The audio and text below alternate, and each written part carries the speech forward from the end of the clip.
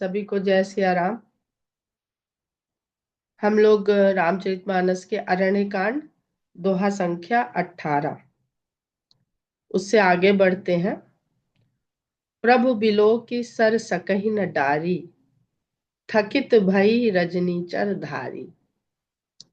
खरदूषण त्रिशरा अपने राक्षसों की सेना बना करके आक्रमण करने के लिए जब पहुंचते हैं तो भगवान राम को जब देखते हैं तो तीर चलाना भूल जाते हैं। संधान तो किया, ऐसा लगता है सर सकहि न डारी, कि संधान तो किया पर उस बाण को छोड़ नहीं सके, क्योंकि सचिव बोली बोले खर दूषण, यह कौन नृप बालक नरभूषण।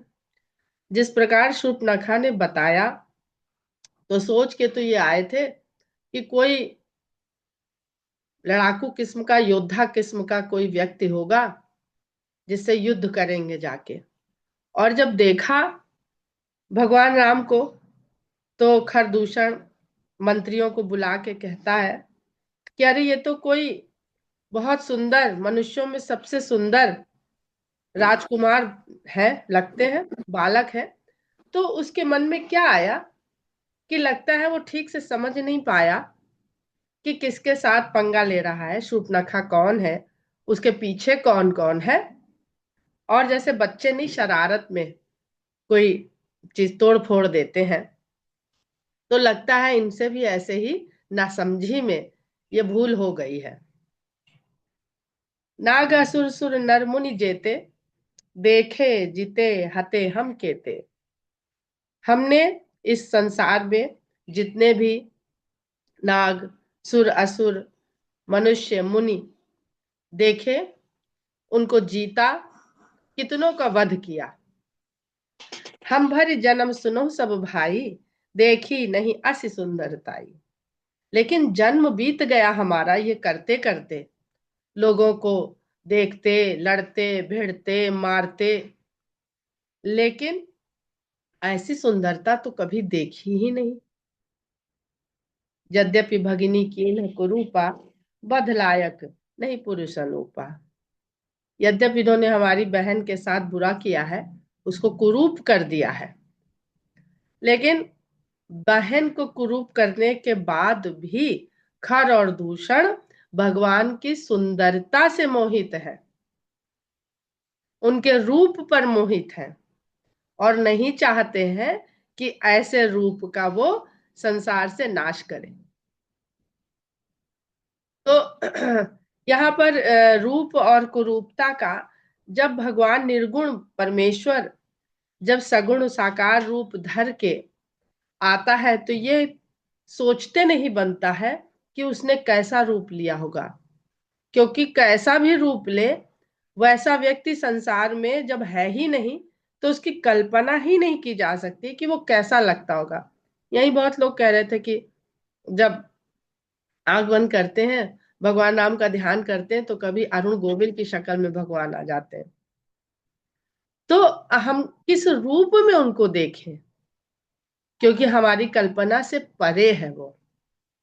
और जब साक्षात देख रहे हैं खरदूषण, तो उनकी सुंदरता से ऐसे मुग्ध हो जाते हैं, कहते हैं ऐसे अनुपम पुरुष है ये, इनकी उपमा तो कहीं है ही नहीं, इनका वध करना ठीक नहीं है, मारने के लायक है नहीं। देहु तुरत निज नारी दुराई, जियत भवन जाहु दो भाई। इनसे जाके कहो कि जो अपनी स्त्री को छुपा रखा है उसको हमें दे दें, और दोनों भाइयों को हम जिंदा छोड़ देंगे, फिर वो जहां चाहे वहां चले जाए। अब यहाँ पे दो तीन चौपाइयां हैं, लेकिन यहाँ पे क्या बात है जो गहरे में चल रही है, वो ये है कि इनको ये कैसे पता है कि इनके साथ एक स्त्री भी है। यानी शूर्पणखा ने अपनी खाली दुर्दशा का बखान नहीं किया है, सीता जी की सुंदरता का बखान भी किया है, तभी ना मांग रहे हैं उस सीता जी को। तो शूर्पणखा ने जिस तरह से बात पहुंचाई है, तो पुरुष के भीतर स्त्री को लेकर के जिस भावना को वो सबसे ज्यादा इस्तेमाल कर सकती है, उस तरह से उसको ये लगा होगा, क्योंकि उसका स्वभाव तो उसके भाई सब जानते ही हैं। अगर खाली वो ये कहती तो उसको अंदर से ये अनुभव रहा होगा कि कह देंगे अरे तुम तो देखो बहुत मन की हो गई हो, जहां चाहे वहां फिरा करती हो, चली जाती हो, कोई मिल गया तुमको शेर पे सवा शेर, तो आज तुम्हें सबक सिखा दिया, हम नहीं तुम्हारे पचड़े में पड़ेंगे। ऐसा होता है क्योंकि विद्युत जिह्वा से उसने विवाह किया था, अपनी इच्छा से किया था, प्रेम विवाह किया था। तो और स्वतंत्र है वो, अपने मन की है। जैसे रावण स्वतंत्र स्वभाव का है, वैसे ही शूर्पणखा स्वतंत्र स्वभाव की है। तो एक तो पक्ष यहाँ पर यह समझ में आता है कि शूर्पणखा ने उनके मन में भी सीता के प्रति कोई भावना जागृत की है, जिसके कारण उनको प्रेरित कर सके वहां पर आक्रमण करने के लिए, बदला लेने के लिए। दूसरी चीज यह है कि जिस प्रकार पुरुष, यहाँ अब हम पुरुष को ना लेकर केवल जीव को ले लेते हैं, तो जीव जब इस संसार में आता है तो भगवान सामने है, लेकिन उसको भगवान नहीं चाहिए। उसको भगवान की जो संपदा है, संपत्ति है, वो चाहिए। प्रकृति पर राज चाहिए, प्रकृति को अपना बनाना है। प्रकृति में क्या है, सब धरती की जितनी संपदा है सब प्रकृति ही है। भूमि है, भूमि के अंदर क्यों युद्ध हो रहे हैं, क्यों इतनी लड़ाइयां हो रही हैं? क्योंकि वो जो धरती की संपदा है वो मनुष्य को चाहिए, मनुष्य उसका स्वामी बनना चाहता है। और किसकी धरती है वो? किसी के है नहीं। अगर किसी की होती तो वो सदा इस धरती का भोग करता रहता। धरती तो भगवान की है, तो जब धरती भगवान की है तो धरती के भीतर की जो संपदा है वो भी भगवान की ही हो गई। तो इसलिए उसको भगवान साक्षात सामने खड़े हैं, सुंदर मनोहारी रूप में खड़े हैं, तो भी इतना दोष है जीव के भीतर, इतना खरापन है, तीखापन। खर माने काट दो, खर लग जाए तो हाथ कट जाए, इतनी तीक्ष्णता है इन दोषों में कि ये हमारी बुद्धि को ये सचेत होने ही नहीं देती हैं कि इनके शरणागत हो जाओ, सब सब कुछ मिल जाएगा अपने आप। तो ऋषि मुनि और असुर में भेद क्या है, वही अरण्य कांड हमें समझाता है। भगवान सबके सामने है, जो सर्वव्यापी है वो सबके सामने है। किसी को दिखता है, किसी को नहीं दिखता है, किसी को समझ आता है, किसी को नहीं समझ में आता है। ये अपनी अपनी पात्रता, अपनी अपनी दृष्टि, अपनी अपनी बुद्धि के अनुसार हम देखते हैं, सारे संसार को ऐसे ही देखते हैं। मोर कहा तुम ताहि सुनावहु, हमारा ये संदेश जाके उसको सुना दो। तासु बचन सुनि आतुर आवो, और जो भी वो जवाब दे उसके वचनों को बहुत जल्दी आतुरता से आओ, लगभग दौड़ते भागते से आओ और हमें सुनाओ आके। दूतन कहा राम सन जाई, सुनत राम बोले मुस्काई। दूतों ने जाके खरदूषण का यह संदेश जब राम को सुनाया तो राम मुस्कुरा कर कहते हैं, हम क्षत्रिय मृगया बन करहीं, तुमसे खल मृग खोजत फिरहीं। कि हम तो जाति से क्षत्रिय हैं, और क्षत्रिय होने के नाते हम वन में मृग्या करते फिरते रहते हैं। बहुत दिन हो गए, कोई ऐसा पशु मिला नहीं जिसका हम शिकार कर सके और अपने छात्र धर्म को थोड़ा मांझ सके।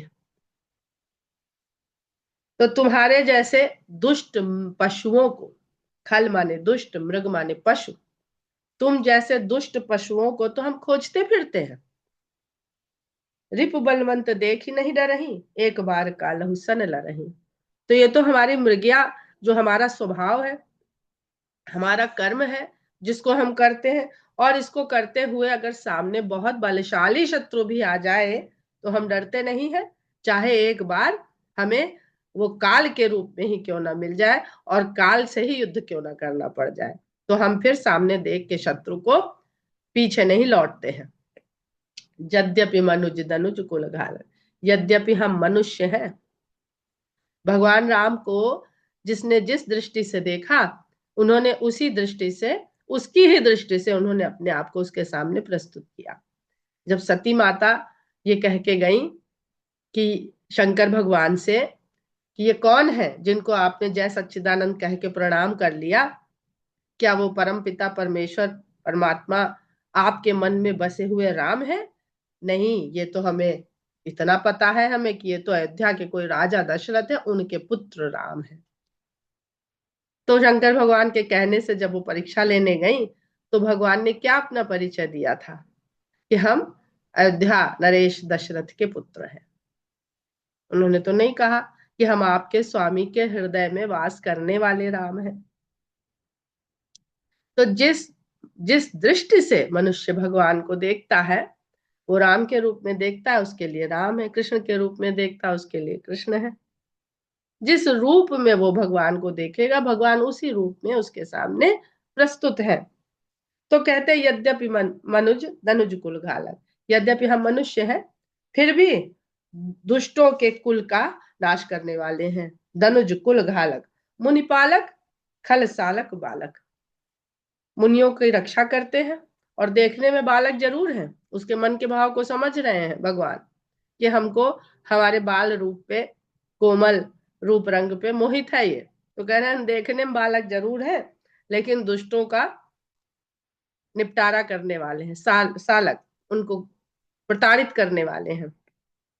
जन होई बल घर फिर जाहू, समर विमुख मैं हतहु न काहू। हाँ, अगर तुम्हारा युद्ध करने से मन अब डिग रहा है और अपने बल पर तुमको भरोसा नहीं है, जो न होई बल, अगर तुमको अपने भीतर बल की कमी लग रही है तो तुम घर लौट जाओ, क्योंकि युद्ध से विमुख होने वाले का मैं वध नहीं करता हूं। ये भी सब क्षत्रिय धर्म का उसको बता रहे हैं। रन चढ़ी करिय कपट चतुराई, रिपु पर कृपा परम कदराई। जो युद्ध भूमि में चढ़ गया, एक बार रणभूमि में चढ़ गया और वहां पर काम है केवल युद्ध करना, वहां पे कपट और चतुरता नहीं चलती, बुद्धि का खेल नहीं है, वो केवल बल का खेल है। तो अगर रण में चढ़ के कपट और चतुरता करो कि लौट जाओ और ये दे दो और वो कर दो, तो ये तो ऐसा लग रहा है कि तुम अपने बल के कारण नहीं लड़ पा रहे हो, तुमको बल में अपने खोट नजर आ रही है, कमी नजर आ रही है और दिखा ऐसे रहे हो कि जैसे तुम हम पर कृपा कर रहे हो। तो शत्रु पर कृपा, तो ये योद्धा की सबसे बड़ी कायरता है। अब आए हो लड़ने तो लड़के जाओ, जीत या हार देखा जाएगा। रण चढ़ी करिय कपट चतुराई, रिपु पर कृपा परम कदराई। युद्ध नीति का सुंदर भगवान राम उसको वहां पर संदेश भिजवा रहे हैं। दूतन जाई तुरत सब कहे, सुन खर दूषण उर अति दहु। दूतों ने जाके ये सारी की सारी बात राम की खरदूषण से कह दी और इतना सुनना था कि खरदूषण के हृदय में आग लग गई। कुछ तो आग नखा सुलगाए आई थी, भगवान ने उसी को और बढ़ावा दे दिया। उर दहेउ कहेउ कि धरेउ धाई, विकट भट रजनी चरा, सर चाप तोमर शक्ति शूल कृपान परिघ परसु धरा। प्रभु कीन धनुष टकोर, प्रथम कठोर घोर भयावहा, भय बधिर व्याकुल जातु धान, न ज्ञान तेहि अवसर रहा। जैसे ही उनका हृदय दहक उठा, इस चुनौती दे दी ना, उनके बल को ललकार दिया, तो उनका हृदय जब दग्ध हो उठा, जल उठा, तो पकड़ो मारो इसको, ऐसा कह के भयंकर राक्षस योद्धा दौड़ पड़े और विभिन्न प्रकार के अपने अस्त्र शस्त्र, सर चाप तोमर शक्ति शक्ति शूल कृपाण परिघ परस, ये सब पकड़ के राम की ओर दौड़ पड़े। भगवान ने अपने धनुष से प्रथम टंकार करी। प्रभु कीन धनुष टकोर, और जो टंकार उन्होंने करी उसका जो शोर था वो बड़ा घनघोर भयानक टंकार हुई धनुष से। ऐसी टंकार हुई कि भय बधिर व्याकुल जातु धान, राक्षस जो थे वो लगा बहरे हो जाएंगे और बहरे होकर के व्याकुल हो उठे, उन्हें कुछ और सुनाई ही नहीं दिया। बहुत सुंदर प्रसंग है। इसको अगर आप शूर्पणखा का जो नाक कान कट गया, वहां भी भगवान किस तरह से उसको नीति की बात कहना चाह रहे थे। लक्ष्मण जी व्यंग से ताने से कह रहे थे और रामचंद्र जी इशारों से कह रहे थे कि तुम्हारा नारी धर्म क्या है, स्त्री धर्म क्या है। तो उसने नहीं सुना, तो नहीं सुना, और खरदूषण ने वो सुना जो शूर्पणखा ने सुनाया। तो सुनने का क्या महत्व है इस संसार में, ये इस प्रसंग से हमको समझ में आता है। वो सुन के और वो प्रेरित होके चले भी आए। तो जब चले आए तो भगवान की धनुष की टंकार जब सुनी, तो मधुर वचन भगवान के नहीं जो सुन पाता है और अपने आप को सही मार्ग में नहीं ला पाता है, नीति के मार्ग पे नहीं चल पाता है, उसको ही फिर इस तरह के भगवान के कोप का भाजन बनना पड़ता है, जिसके लिए संसार में आज कहते हैं कि उसकी लाठी में आवाज नहीं होती, क्योंकि आवाज हो जाएगी तो कोई सुन ही नहीं पाएगा।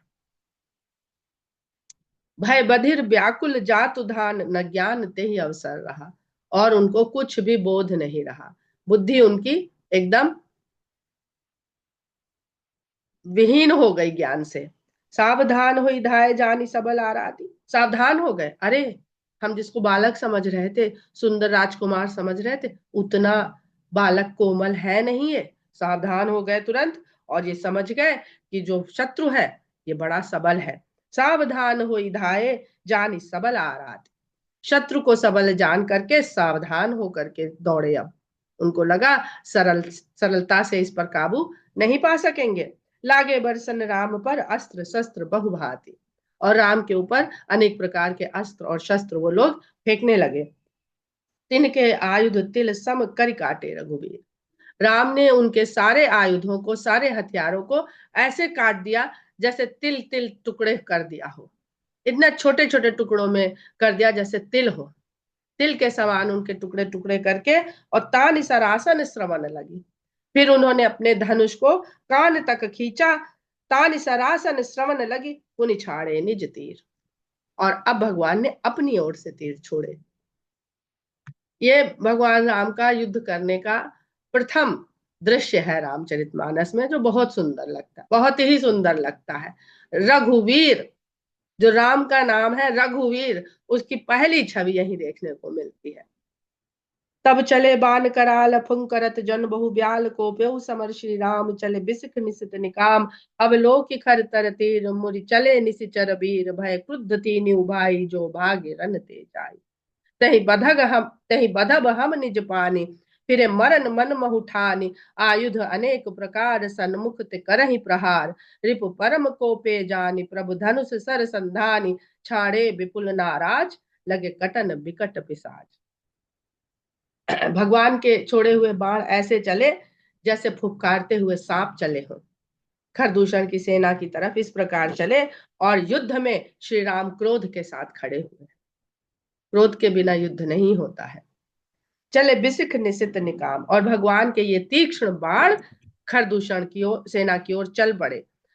इन तीक्ष्ण तीरों को आते देख करके निशाचरों की, जो वीर निशाचर थे, उनमें खलबली मच गई और भाग चले, पलट के मुड़ी चले, मुड़ गए युद्ध से। भय क्रुद्ध तीनों भाई, अपनी सेना को मुड़ के भागता देख करके तीनों भाई क्रोधित हो गए। जो भाग रनते जाई, और कहने लगे जो कोई युद्ध से भागेगा तही बधब हम निज पान, उसका वध हम अपने हाथों से करेंगे। फिरे मरन मन महु ठाइन। तो वो समझ गए कि मरना तो निश्चित है, या तो युद्ध में सामने लड़के मर ले, नहीं तो ये मार डालेंगे। फिर वो पलटे और अनेक प्रकार के आयुध से प्रहार करने लगे। रिपु परम को पे जाने प्रभु धनुष सर संधाने। राम ने देखा कि शत्रु जो है वो बड़े क्रोध पर है, तो भगवान ने फिर से धनुष पर संधान किया और बहुत बहुत सारे बाण एक साथ छोड़े।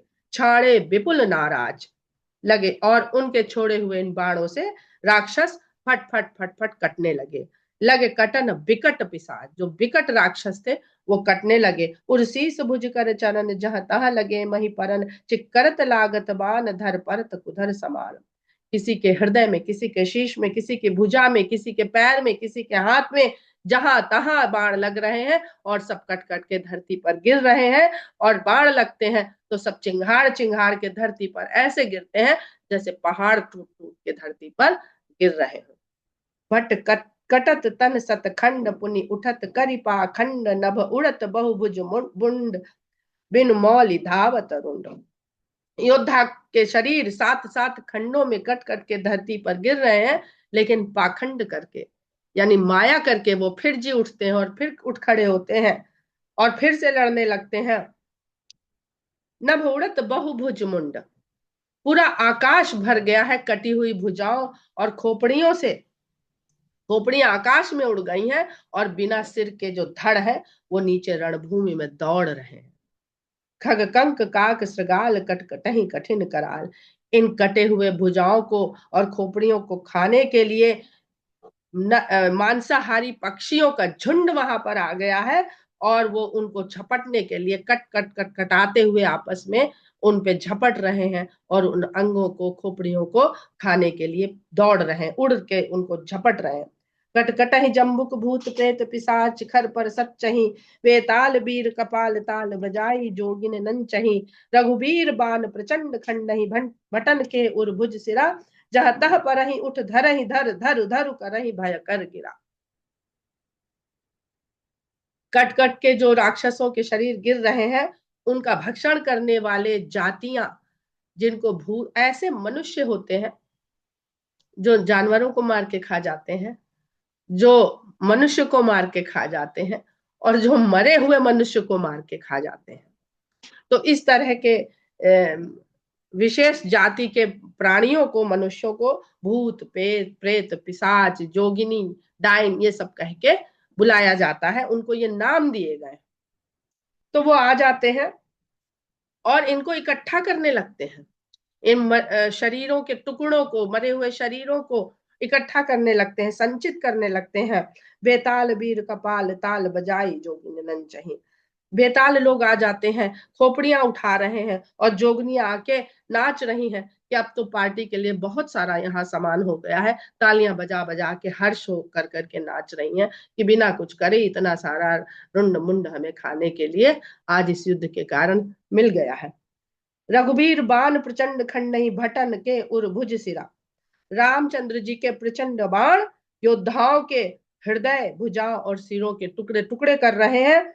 जह तहा पर ही उठ रहे, जहां जहां वो गिर रहे हैं वहां वहां से वो सब उठा रहे हैं और पकड़ो पकड़ो इस तरह की भयानक आवाजें निकाल रहे हैं जो उनको खाने के लिए आ गए। अंतावरी गही उड़त गीध पिसाच कर गही धावही, संग्रामपुर बासी मनहु बहुबाल गुड़ी उड़ावही, मारे पछारे उर बिदारे विपुल भट कहरत परे, अवलोक निज दल बिकल भट तिस रात खर दूषण पे। पेट फाड़ दिए हैं उनके बाणों ने, भगवान के बाणों ने। तो फटे हुए पेटों से या मरे हुए लोगों के पेट को चीर करके वहां से आते निकाल निकाल के गिद्ध जो है वो ले लेके आकाश की ओर उड़ते हुए जा रहे हैं। वो उड़ के जा रहे हैं, पीछे से पिशाच उसको छीन लेने के लिए दौड़ते हैं। संग्रामपुर बासहि मनु, ऐसा लग रहा है कि यह युद्ध भूमि एक ऐसा संग्राम नगर बन गया है जिसमें बहुत सारे बच्चे पतंग उड़ा रहे हैं, जो गिद्ध आंतों को ले लेके उड़ती हुई बाहर जा रही है। तो आंतें बहुत लंबी होती हैं। अब आप सोच सकते हैं कि एक चोच में आंत दबी हुई है और जो छोटी बड़ी आंत की जो दशा है वो पतंग की डोर के समान वो नीचे तक लटक रही है। मारे पछारे उर बदारे, मार रहे हैं, पछाड़ रहे हैं, पेट को विदीर्ण कर रहे हैं, फाड़ रहे हैं और जिधर देखिए उधर योद्धा लोग पड़े कराह रहे हैं। अब लोग निज दल बिकट भट, अब बिकल भट अपने योद्धाओं की ये दशा देखकर, अपने दल के योद्धाओं की ये व्याकुलता देख करके अब खरदूषण और त्रिशुरा लड़ने के लिए फिर गए, पलट पड़े। सरशक्ति तोमर परस सूल कृपान एक ही बार ही, करिकोप श्री रघुवीर पर अगणित निशाचर डारही, प्रभु निमिष महुरि पुसर निवारि पचारि डारे सायका, दस दस बिसिख उर माज मारे सकल निश्चर नायका। वो लोग अनेक प्रकार के जितने भी उनके प्रकार के अस्त्र शस्त्र उनके पास हैं वो एक ही बार में भगवान के ऊपर फेंक देते हैं। करिकोप श्री रघुवीर पर, क्रोध के साथ भगवान राम के ऊपर फेंक देते हैं। अनगिनत हथियार एक साथ फेंक देते हैं राक्षस लोग और भगवान एक निमिष में, निमिष जो पलक झपकने का समय होता है, एक निमिष भर में वो सारे के सारे हथियारों को काट देते हैं और ललकार के काट देते हैं। प्रभु निमिष महु रिपु सर निवारी पचारी डारे साय का। पचारी मतलब ललकार देना। 10-10 बिसिक और एक एक योद्धा के हृदय के बीच में 10-10 बाण मारते हैं भगवान राम। खरदूषण त्रिशरा के जो सेनापति हैं, निशिचर नायका जो सेना नायक हैं राक्षसों के, उनके हृदय में एक एक सेना नायक के हृदय में 10-10 बाण भी मार देते हैं एक निमिष में।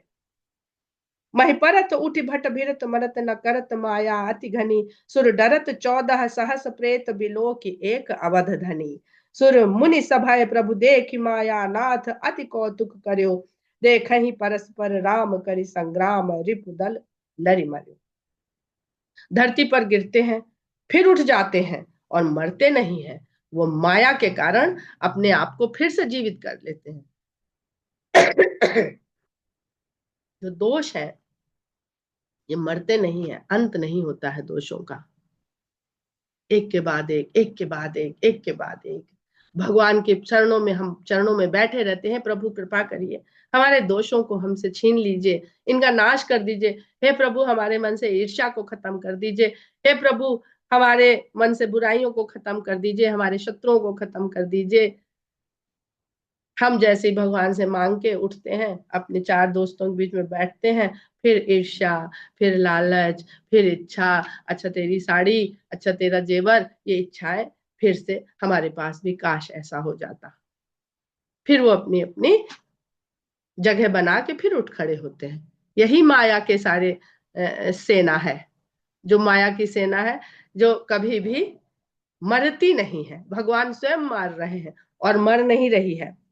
महिपरत उठ भट भिरत मरत न करत माया अति धनी, सुर डरत 14 सहस। अब देवता लोग डरने लगे कि 14,000 राक्षसों की सेना है और इनसे लड़ने वाले बिलो की एक अवध धनी। नाम इतना सुंदर लेते हैं तुलसीदास जी, जो सबका वध कर रहे हैं उनको कहते हैं अवध धनी, जो किसी का वध न करने में धनी है।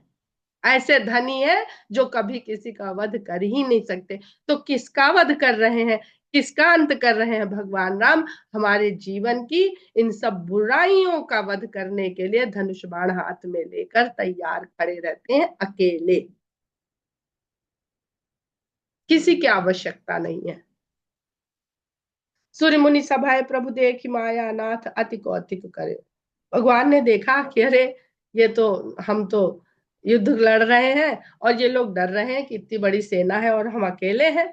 तो देवता और मुनियों को जब भयभीत देखते हैं मायानाथ, बहुत सुंदर सुंदर पर्यायवाची लेते हैं गोस्वामी जी। जब वध कर रहे हैं तो अवध धनी कहते हैं, और जब मायावी राक्षस मर के जी नहीं रहे हैं तो मायानाथ कहते हैं। राक्षस मायावी हैं पर भगवान मायापति हैं। जिस टेक्नोलॉजी का वो इस्तेमाल कर रहे हैं, उस टेक्नोलॉजी के पालक, संरक्षक, सब कुछ भगवान राम है। तब उन्होंने लीला करी।